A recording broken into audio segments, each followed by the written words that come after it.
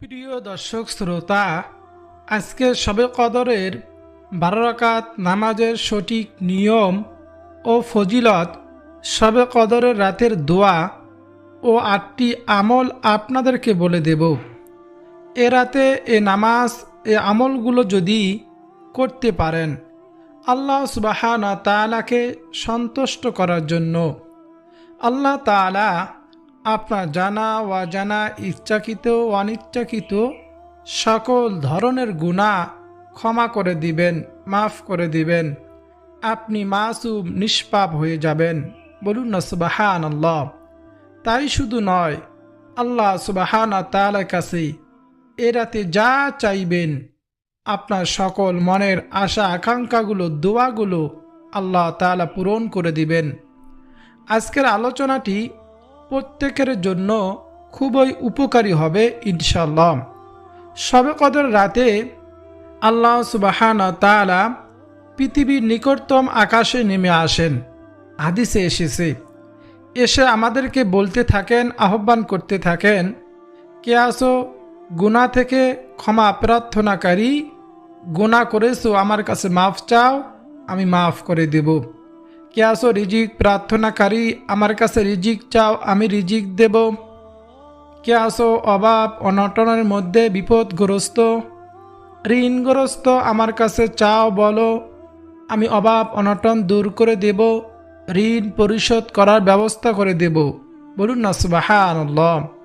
আল্লাহ সুবহানাহু ওয়া তাআলা এই দিনে সূর্য ডোবার পর থেকেই ফজর ওয়াক্ত আরম্ভ হওয়া আগ পর্যন্ত সারা রাত এভাবে আমাদেরকে বলতে থাকেন, আহ্বান করতে থাকেন। বলুন না সুবহানাল্লাহ। শবে কদর রাত অত্যন্ত দামি এবং ফজিলতপূর্ণ রাত। এই রাত সম্পর্কে আল্লাহ সুবহানাহু ওয়া তাআলা পবিত্র কোরআনুল কারীমের মধ্যে বলেন, লাইলাতুল কদরি খায়রুম মিন আলফি শাহর। লাইলাতুল কদর রজনী হলো 1000 মাসের চেয়ে উত্তম। বলুন না সুবহানাল্লাহ। এই একটি রাত যদি আপনি সঠিকভাবে ইবাদত করতে পারেন, তাহলে 84 বছর 4 মাস একটানা বিরতিহীন ইবাদত করলে, নামাজ পড়লে, জিকির আজগার করলে যে পরিমাণ সওয়াব আল্লাহ তাআলা আপনাকে দিবেন, শুধুমাত্র এই শবে কদর রাত আমল করার বিনিময় 83 বছর 4 মাস ইবাদত করার সওয়াব আল্লাহ তাআলা আপনাকে দান করবেন। বলুন না সুবহানাল্লাহ। এটা কোনো সাধারণ রাত নয়। এ রাতে পবিত্র কোরআনুল কারীম আল্লাহ সুবহানাহু ওয়া তাআলা নাজিল করেছেন। এই রাত আমাদের জীবনের শ্রেষ্ঠ রাত। এজন্য এই রাতে আমরা ইবাদত করব। হাদিসে এসেছে, পবিত্র মাহে রমজানে শেষ দশকে বেজোড়া রাতগুলোকে শবে কদর তালাশ করার জন্য, এই জন্য আমরা বেজোড়া রাতগুলোতে শবে কদর তালাশ করব, আমল করব। কিন্তু অধিকাংশ উলামায়ে কেরাম 27শে রমজান, এরকম 26শে রমজান দিবাগত রাতকে শবে কদর হওয়ার সম্ভাবনা বেশি তারা মনে করেন। এই রাতগুলোতে আমরা 21-এর রাত, 23, 25, 27, 29-এর রাত এগুলো আমরা ইবাদত করব। 27শে রমজান আমাদের সমাজে মসজিদগুলোতে আমরা সকলে মিলিত হই আমল করার জন্য। আগামীকাল মঙ্গলবার এই রাতটি আমরা ইবাদত বন্দিগির মাধ্যমে অতিবাহিত করব। সামনে 29-এর রাত আমরা ইবাদত করব এই ইবাদতগুলো। প্রিয় দর্শক শ্রোতা, শবে কদর রাতের কোনো নির্দিষ্ট নামাজের কথা কোরআন হাদিসে কোথাও উল্লেখ নেই। সেজন্য আমরা যে নামাজগুলো কোরআন হাদিসে রয়েছে, কোরআন হাদিস দ্বারা প্রমাণিত এবং এই নামাজগুলো বুজুর্গণে দিন পড়েছেন, সে নামাজ, সে ইবাদতগুলি, সে জিকির আজগারগুলি, দোয়াগুলি আজ ধারাবাহিকভাবে আপনাদের সামনে তুলে ধরব, যাতে এই ফজিলতপূর্ণ রাতে শুরু থেকে শেষ পর্যন্ত গোটা রাত আপনার ইবাদত করতে আপনাদের জন্য সহজ হয়। এই জন্য আপনাদের সামনে তুলে ধরব, আপনারা এই রাতে এই ইবাদতগুলো করতে পারেন। আজকে যা যা আলোচনা করব তা হলো 6 রাকাত সালাতুল আওয়াবিন নামাজের ফজিলত ও নিয়ম আপনাদেরকে শিখিয়ে দেব। 2 রাকাত সালাতুত তাওবা নামাজের ফজিলত ও নিয়ম আপনাদেরকে বলে দেব। তারপর 2 রাকাত সালাতুল হাজতে নামাজের ফজিলত ও নিয়ম, 4 রাকাত সালাতুত তাসবিহ নামাজের ফজিলত ও নিয়ম, শেষ রাতে তাহাজ্জুদ নামাজ কিভাবে পড়বেন তাও বলে দেব। এই নামাজগুলি পড়লে গুনাহ মাফ হবে, হায়াত রিজিকে বরকত হবে, সকল হাজত পূরণ হবে, সকল অভাব অনটন দূর হবে, সকল দুঃখ কষ্ট বিপদ আপদ দূর হবে ইনশাআল্লাহ। এবং একটানা এই নামাজগুলো পড়বেন না, 4 রাকাত 6 রাকাত পরে কিছুক্ষণ বিরতি দিয়ে জিকির আজগার করে ইস্তেগফার দরুদ শরীফ, এই শবে কদরের ছোট্ট একটি দোয়া নবীজি সাল্লাল্লাহু আলাইহি ওয়াসাল্লাম আমাদেরকে পড়তে বলেছেন, সে দোয়াটি পাঠ করে আমরা আল্লাহ তাআলার কাছে দোয়া করব। এই জিকির আজগার নবীজি শিখানো দোয়াটি আমি তাও আপনাদেরকে বলে দেব। মাগরিবের নামাজের পর আপনারা কি করবেন? যেহেতু এ রাতে সূর্য ডুবার পর থেকেই আল্লাহ তাআলা দুনিয়ার আসমানে নেমে আসেন আর ডাক দেন, সেহেতু মাগরিবের পর থেকেই মূলত আমাদের ইবাদত শুরু করতে হবে। যেমন হাদিসে আছে, এই দিন সূর্য ডুবার পর আল্লাহ তাআলা পৃথিবীর নিকটতম আকাশে নেমে আসেন। আল্লাহ সুবহানাহু ওয়া তাআলা পৃথিবীর নিকটতম আকাশে নেমে আসেন, আমার ফরিয়াদ আপনার ফরিয়াদগুলো শোনেন এবং আল্লাহ তাআলা এই রাতে কিছু সংখ্যক ফেরেশতা দুনিয়াতে নাজিল করেন। এই ফেরেশতারা এই রাতে যারা ইবাদত করে তাদেরকে আহলান সাহলান মারহাবা মারহাবা বলতে থাকে। বলুন না সুবহানাল্লাহ। এই জন্য মাগরিবের পর থেকেই শবে কদরের রাতে আমরা ইবাদত শুরু করব।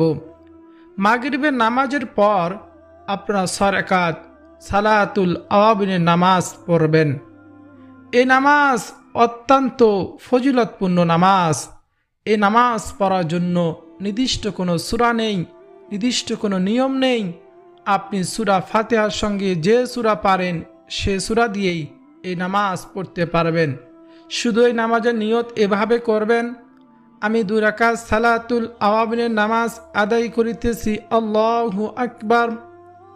তারপর অন্য অন্য সময় যেভাবে নফল নামাজ পড়েন ঠিক তেমনিভাবে 2 রাকাত করে 6 রাকাত নামাজ আদায় করবেন। এই নামাজ পড়ার সময় হলো মাগরিবের নামাজের পর থেকে ইশারে ওয়াক্ত আরম্ভ হওয়া আগ পর্যন্ত নামাজের সময়, এর ভিতরেই এই 6 রাকাত নামাজ পড়তে হয়। এই নামাজ পড়লে আমাদের কী লাভ হবে? এই নামাজের ফজিলত সম্পর্কে হযরত আম্মার ইবনে ইয়াসির রাদিয়াল্লাহু তাআলা আনহু বর্ণিত, নবীজি সাল্লাল্লাহু আলাইহি ওয়াসাল্লাম বলেছেন, মাগরিবের নামাজের পর যে ব্যক্তি 6 রাকাত নফল নামাজ পড়বে তার গুনাহ ক্ষমা করে দেওয়া হবে, যদিও তা সমুদ্র ফেনা পরিমাণও হয়। বলুন না সুবহানাল্লাহ। আব্দুল্লাহ ইবনে আব্বাস রাদিয়াল্লাহু তাআলা আনহু বলেন, ফেরেশতারা ওই সকল লোকদেরকে ডেকে ডেকে নেয় যারা মাগরিব ও ইশার মধ্যবর্তী সময়ে নামাজ পড়ে, আর এই নামাজের নাম হলো সালাতুল আওয়াবিন। হযরত সালেহ রাহমাতুল্লাহি আলাইহি তার পিতা আব্দুল্লাহ ইবনে ওমর রাদিয়াল্লাহু তাআলা আনহু থেকে বর্ণনা করেন, নবীজি বলেছেন, যে ব্যক্তি মাগরিবের পর 6 রাকাত নামাজ পড়বে তার 50 বছরের গুনাহ মাফ হয়ে যাবে। বলুন না সুবহানাল্লাহি ওয়া বিহামদিহি। কত ফজিলতের নামাজ! আব্দুল্লাহ ইবনে আব্বাস রাদিয়াল্লাহু তাআলা আনহু বর্ণনা করেন, নবীজি বলেছেন, যে ব্যক্তি মাগরিবের নামাজের পর এ নামাজ পড়বে অর্থাৎ সালাতুল আওয়াবিনের নামাজ পড়বে তার মর্যাদা জান্নাতের উঁচু স্থানে হবে। নবীজির প্রিয় সাহাবী মহাব্বতের সাহাবী হযরত আবু হুরায়রা রাদিয়াল্লাহু তাআলা আনহু হতে বর্ণিত, নবীজি সাল্লাল্লাহু আলাইহি ওয়াসাল্লাম বলেছেন, যে ব্যক্তি মাগরিবের পরে 6 রাকাত নফল নামাজ আদায় করে মাঝখানে কোনো দুনিয়াবি কথা না বলে তাহলে সেটা 12 বছর ইবাদতের সমান গণ্য হবে। বলুন না সুবহানাল্লাহ। এই জন্য এই রাতে আমরা অবশ্যই সারাকাত সালাতুল আওয়াবনে নামাজ পড়ব, সারা বছর অব্যাহত রাখবো নামাজ পড়ার জন্য, যেন সারা বছর এই সারাকাত মাগরিবের নামাজের পর আমরা পড়তে পারি। শুধু শবে কদর রাতের এই আমল নয়, সারা বছর আমরা মাগরিবের পর সারাকাত নামাজ পড়ার চেষ্টা করব। বিশেষ করে শবে কদরের রাতে অবশ্যই আমরা পড়ব। আল্লাহ যেন আমাদের সবাইকে সে তৌফিক দান করেন। তারপর শবে কদর রাতে 2 রাকাত তওবার নামাজ পড়বেন তারাবির নামাজ শেষ করে। তারাবির নামাজের পর আমরা বেতের নামাজ পড়ে থাকি।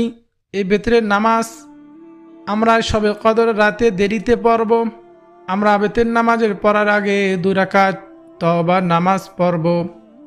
আমাদের গুনার শেষ নেই। সকল গুনাহ থেকে পুত পবিত্র হয়ে শবে কদরের রাত্রিতে আল্লাহ সুবহানাহু ওয়া তাআলার সামনে দাঁড়াতে হবে। তাই তওবার নামাজ পড়তে হবে। এই নামাজের নিয়ত হলো, হে আল্লাহ, আমি 2 রাকাত তওবার নামাজের নিয়ত করতেছি। তারপর আল্লাহু আকবার বলে হাত বাঁধবেন। আপনি সানা আউযু বিল্লাহ বিসমিল্লাহ পাঠ করে সূরা ফাতিহার সাথে অন্য একটি সূরা মিলিয়ে আপনি যে সূরা পারেন সে সূরা দিয়ে নামাজ 2 রাকাত আদায় করবেন। এই নামাজ পড়লে আমাদের জীবনের সমস্ত গুনাহ আল্লাহ সুবহানাহু ওয়া তাআলা মাফ করে দিবেন।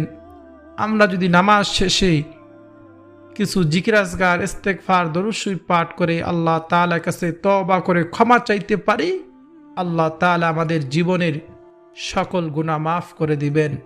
রাসূলুল্লাহ সাল্লাল্লাহু আলাইহি ওয়াসাল্লাম আরো বলেছেন, যে ব্যক্তি উত্তম রূপে উজু করে এরপর উঠে 2 রাকাত অথবা 4 রাকাত ফরজ নয় এমন সুন্নত বা নফল নামাজ উত্তম রূপে রুকু ও সিজদা করে পড়ে, এরপর সে আল্লাহ সুবহানাহু ওয়া তাআলার কাছে ক্ষমা প্রার্থনা করে, সেই ব্যক্তিকে আল্লাহ সুবহানাহু ওয়া তাআলা ক্ষমা করে দেয়। বলুন না সুবহানাল্লাহ। এই জন্য অবশ্যই এই 2 রাকাত নামাজ আমরা পড়ার চেষ্টা করব। 2 রাকাত 4 রাকাত নামাজের পর কি জিকির আজকার করবেন তাও আপনাদেরকে একটু পর বলে দেব। এই জন্য আমি অনুরোধ করে বলবো, আজকের ভিডিওটি দেখলে শবে কদর রাতে কি কি নামাজ পড়বেন, জিকির আজকার করবেন, অন্য কাউকে আর জিজ্ঞাসা করতে হবে না। আপনি সহি শুদ্ধভাবে এই রাতটি ইবাদত করতে পারবেন। তারপর শবে কদর রাতে সালাতুত তাসবিহ 4 রাকাত নামাজ পড়ব। রাসূলুল্লাহ সাল্লাল্লাহু আলাইহি ওয়াসাল্লাম তার চাচা আব্দুল্লাহ ইবনে আব্বাস রাদিয়াল্লাহু তাআলা আনহু হাদিসটি বর্ণনা করেন। তার পিতা আব্দুল্লাহকে নবীজি বলেছেন, হে চাচা, যদি সালাতুত তাসবিহ নামাজ প্রতিদিন পড়তে সক্ষম হন তবে তা পড়বেন, আর যদি পড়তে না পারেন তবে প্রত্যেক জুমার দিন এই সালাতুত তাসবিহ নামাজ পড়বেন।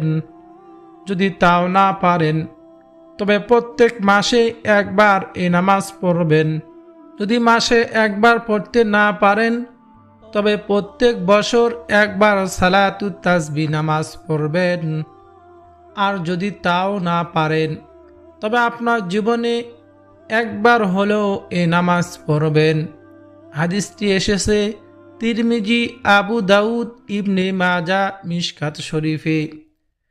এবং আল্লাহ রসুল সাল্লাল্লাহু আলাইহি ওয়াসাল্লাম বলেছেন, হে চাচা, এই নামাজ যদি পড়তে পারেন তখন আল্লাহ সুবহানাহু ওয়া তাআলা আপনার আগের পরের পুরাতন নতুন সব ধরনের গুনাহ মাফ করে দিবেন।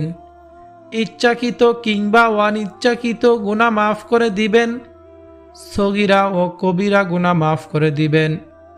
গোপন ও প্রকাশ্য গুনাহ মাফ করে দিবেন। হে চাচা, আপনি 4 রাকাত সালাতুত তাসবিহ নামাজ পড়বেন এবং প্রত্যেক রাকাতে সূরা ফাতিহার পর আপনি যে কোনো একটি সূরা মিলাবেন। প্রত্যেক রাকাতে একটি তাসবিহ, তা হলো সুবহানাল্লাহি ওয়ালহামদুলিল্লাহি ওয়ালা ইলাহা ইল্লাল্লাহু আল্লাহু আকবার। এই তাসবিহটি প্রত্যেক রাকাতে ৭৫ বার করে পড়তে হবে। এইরকম ৪ রাকাত নামাজে ৩০০ বার মোট তাসবিহটি পড়তে হয় এই নামাজে। এইভাবে নবীজি এ নামাজের গুরুত্ব এবং ফজিলত আমাদেরকে শুনাইছেন। এই জন্য হয়তোবা আমরা অনেকেই জীবনে একবারও এই নামাজ পড়ি নাই। এই জন্য এই রাতে আমরা যেহেতু সারা রাত ইবাদত করা চেষ্টা করব, ইবাদত করব, এই সালাতুত তাসবিহ ৪ রাকাত নামাজ পড়ার আমরা সুযোগ গ্রহণ করব। এখন এই সালাতুত তাসবিহ নামাজ কিভাবে পড়বেন, কোথায় কতবার তাসবিহটি পড়তে হবে, আমি একেবারে সহজভাবে আপনাদেরকে বুঝিয়ে বলতেছি। খুব মনোযোগ দিয়ে শুনতে হবে এবং নামাজটি মনোযোগ দিয়ে গভীর রাতে পড়বেন। প্রথমে তাসবিহটি মুখস্থ করে নেবেন। সুবহানাল্লাহি ওয়ালহামদুলিল্লাহি ওয়ালা ইলাহা ইল্লাল্লাহু আল্লাহু আকবার। আপনি যদি ১ রাকাত শিখতে পারেন, ১ রাকাতের মতো ওই ৪ রাকাত নামাজ পড়তে পারবেন। এই নামাজ পড়া নির্দিষ্ট কোনো সূরা নেই। আপনি সূরা ফাতিহার পর যে কোনো সূরা দিয়ে নামাজ পড়তে পারবেন। আমি এখন খুব সহজে সংক্ষেপে আপনাদেরকে নামাজের নিয়মটি বলে দিতেছি। নারী পুরুষ সকলের জন্যই একই নিয়ম। আপনারা প্রথমে জায়নামাজে দাঁড়িয়ে নিয়ত করবেন, আমি কিবলামুখী হয়ে সালাতুত তাসবিহ ৪ রাকাত নামাজ আল্লাহকে সন্তুষ্ট করার জন্য আদায় করিতেছি, আল্লাহু আকবার। অথবা আরও সংক্ষেপে বলতে পারেন, আমি ৪ রাকাত সালাতুত তাসবিহ নামাজ পড়তেছি, আল্লাহু আকবার।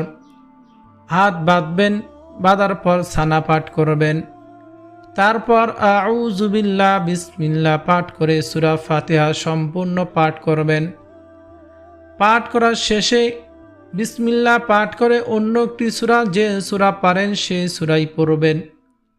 তারপর রুকুতে না গিয়ে এই সূরা মিলানোর শেষে আপনি তাসবিহটি ১৫ বার পাঠ করবেন।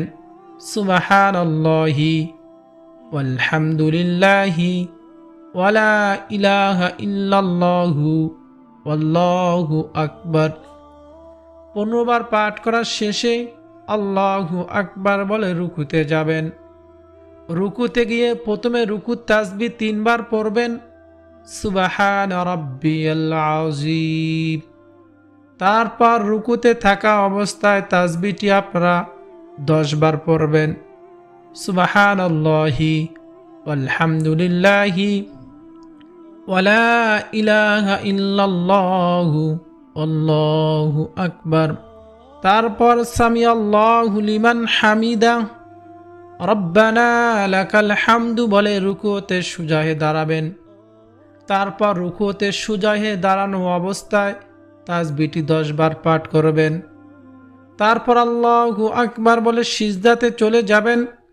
সিজদাতে গিয়ে সিজদার তাসবিহ প্রথমে ৩ বার পাঠ করবেন, সুবহান রাব্বিয়াল আ'লা। তারপর সিজদাতে থাকা অবস্থায় তাসবিহটি ১০ বার পাঠ করবেন। ১০ বার পাঠ করার শেষে আল্লাহু আকবার বলে সোজা হয়ে বসবেন। বসে তাসবিহটি ১০ বার পাঠ করবেন। ১০ বার পাঠ শেষে আবার দ্বিতীয় সিজদাতে চলে যাবেন, আল্লাহু আকবার। গিয়ে আবার সিজদার তাসবিহ ৩ বার পাঠ করবেন। পাঠ করে আবার তাসবিহটি ১০ বার পাঠ করবেন, সুবহানাল্লাহি আলহামদুলিল্লাহি ওয়ালা ইলাহা ইল্লাল্লাহু আল্লাহু আকবার। তারপর অন্যান্য নামাজে আমরা আল্লাহু আকবার বলে সোজা হয়ে দ্বিতীয় রাকাতে দাঁড়িয়ে যাই, কিন্তু সালাতুত তাসবিহ নামাজে সোজা হয়ে দাঁড়ানো যাবে না। এখানে দ্বিতীয় সিজদা শেষ করে আল্লাহু আকবার বলে সোজা হয়ে বসতে হবে। বসে তাসবিহটি ১০ বার পাঠ করবেন। তারপর আল্লাহু আকবার বলে দ্বিতীয় রাকাতে দাঁড়িয়ে যাবেন। এই তো হলো ১ রাকাত। তারপর আবার সূরা ফাতিহা অন্য একটি সূরা মিলানো আবার ১৫ বার প্রথম রাকাতের মতো পরের রাকাতও আদায় করবেন। তারপর তাশাহুদ পাঠ করে আবার তৃতীয় রাকাতে দাঁড়িয়ে যাবেন। প্রথম 2 রাকাতের মতো পরের 2 রাকাত পরে তাশাহুদ, দুরূদ শরীফ, দোয়ায়ে মাসুরা পরে ডানে বামে সালামের মাধ্যমে সালাতুত তাসবিহ 2 রাকাত নামাজ শেষ করবেন। এইভাবে যদি নামাজ সহিশুদ্ধভাবে পড়তে পারেন, আল্লাহ রসুল যে ফজিলতের কথা বলেছেন, আল্লাহ তাআলা আমাদের জীবনের সকল গুনাহ মাফ করে দিবেন। বলুন না সুবহানাল্লাহ। আল্লাহ সুবহানাহু ওয়া তাআলা যেন আমাদের সকলকে সহিশুদ্ধভাবে এই নামাজগুলো পড়ার তৌফিক দান করেন। এখন 4 রাকাত পর পর আপনি 6 রাকাত 4 রাকাত পর বিরতি দিয়ে কোন জিকিরগুলো করে তারপর দোয়া করবেন। আপনি সুবহানাল্লাহ 100 বার জিকির করবেন, লা ইলাহা ইল্লাল্লাহ 100 বার, আলহামদুলিল্লাহ 100 বার, সুবহানাল্লাহি ওয়া বিহামদিহি 100 বার, আস্তাগফিরুল্লাহ 100 বার, আল্লাহু আকবার 100 বার। তারপর দরুদ শরীফ, সব থেকে ছোট দরুদ সাল্লাল্লাহু আলাইহি ওয়াসাল্লাম 100 বার। তারপর আপনি দোয়া করবেন, চোখের পানি ছেড়ে দিয়ে আল্লাহ তাআলার কাছে ক্ষমা চাইবেন। আর নবীজির শিখানো ছোট্ট দোয়াটি রাতে বেশি বেশি পাঠ করবেন। তা হলো আল্লাহুম্মা ইন্নাকা আফুউন তুহিব্বুল আফওয়া ফাআফু আন্নি। আল্লাহুম্মা ইন্নাকা আফুউন তুহিব্বুল আফওয়া ফাআফু আন্নি। আর শেষ রাতে তাহাজ্জুদের নামাজ পড়ে 3 রাকাত বেতরের নামাজ পড়বেন। এইভাবে সারা রাত যদি ইবাদত করতে পারেন, 84 বছর 4 মাস ইবাদত করলে যে পরিমাণ সওয়াব হয়, আল্লাহ তাআলা সম পরিমাণ সওয়াব দিবেন এবং পাশাপাশি আমাদের প্রত্যেকের তামাম জিন্দেগির গুনাহগুলো মাফ করে দিবেন। বলুন না সুবহানাল্লাহ। আল্লাহ তাআলা যেন আমাদের প্রত্যেকের তামাম জিন্দেগির গুনাহগুলো মাফ করে দেয়। এ রাতের ওসিলায় এ রাতে ইবাদত বন্দেগী বেশি বেশি করার তৌফিক দান করেন। সকলে বলি আমিন। প্রিয় দর্শক শ্রোতা, ভিডিওটি যদি আপনার কাছে ভালো লাগে, আপনার উপকার হয়, অবশ্যই লাইক দিবেন, কমেন্টে আমিন লিখে আমার দোয়ার সঙ্গে শরীক থাকবেন। চ্যানেলটি সাবস্ক্রাইব করে পাশে থাকা বেল বাটনটি অবশ্যই অন করে রাখবেন। ভিডিওটি শেয়ার করে দিবেন যাতে সকলে শিখতে পারে, আমল করতে পারে। আল্লাহ সুবহানাহু ওয়া তাআলা আমাদের সকলকে সে তৌফিক দান করুন। আমিন।